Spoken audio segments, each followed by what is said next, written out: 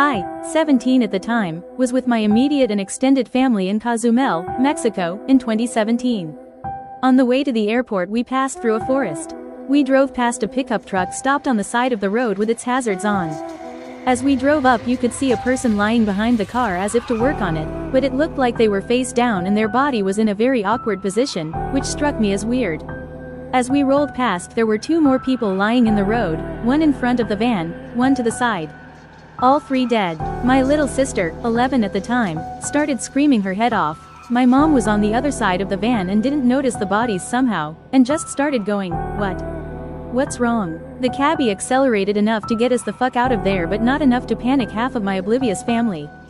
He didn't say a word. The only other person in the car who was paying attention was my cousin, 17 at the time. We turned and looked at each other, sharing a deeply unsettling knowing look, and then just listened to my little sister cry.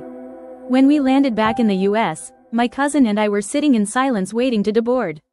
Out of the blue he goes, "So those people were definitely dead, right?" We had one of the deepest, most unhinged laughs of my life. Looking back, it was definitely a coping mechanism from pure shock, disbelief, and horror. It was a real mind fuck how half the van didn't notice the people murdered in the street. It was horrific how the taxi driver just ignored the murder scene and completed the fare since none of the other adults in the vehicle noticed and no one was around. You could see the math in his head going, why report the, most likely, cartel murder you stumbled upon, which won't do anything except make you a target, if the dumb Americans in your cab are unaware of what they've witnessed, or almost witnessed. I'd do the same thing, and at the time, my survival voice said, keep your mouth shut and get on the fucking plane. But witnessing the logic of it in real time, seeing how fast choices of self-preservation at the expense of others are made, and seeing firsthand how vulnerable we all are was scary and horrific. I've half-heartedly tried to find reports on it once or twice but never found anything. If anyone has any interest in the story and wants to be a detective, I'd be curious to know the story of what happened and would confirm details. So for staters, I live in South Florida. Sometimes I like to go to the woods at night and walk. I am a big animal lover, including insects, so walking the woods is very fun for me and it's a no-brainer why I am there in the middle of the night. My, now, ex was also into herping, which is basically searching for all types of small animals and insects, and was with me at the time. Now, being in Florida means you are always by some kind of wildlife, and sometimes it's predators.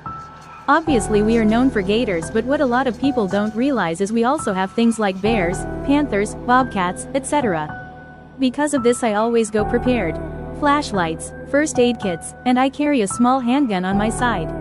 Safety first. So, one night me and her are walking. The sun set maybe 30 minutes prior. We were out before sunset looking for deer and hog, and had walked a good distance from our vehicle. No problem, we have flashlights. I am thinking to myself. Little did I know the batteries on her flashlight would go out. Okay, great, so we are sharing my flashlight, staying close, and making our way back to our vehicle. At first, it felt like I was being watched. The hairs on the back of my neck stood straight up, but nothing was there. I grew up hunting, so we stopped and I listened. Nothing. Just the typical insect noises you'd hear. So we continue on. After a few minutes I hear rustling about 30 feet behind me and the hairs on my neck stand up again. I spin around, shining the flashlight in the direction I heard, and nothing. I checked the trees, I checked the shrubs and bushes I could see, and saw absolutely nothing. At this point I understand something is watching us and doing a damn good job hiding, so I usher my ex to walk a little faster but not run, and to be alert. The next few minutes flew by like a second and I heard the rustling again, this time closer, and much more pronounced.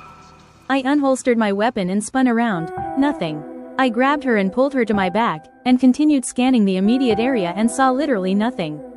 But this time I knew I wasn't crazy, I knew I heard it, I knew my intuition was correct.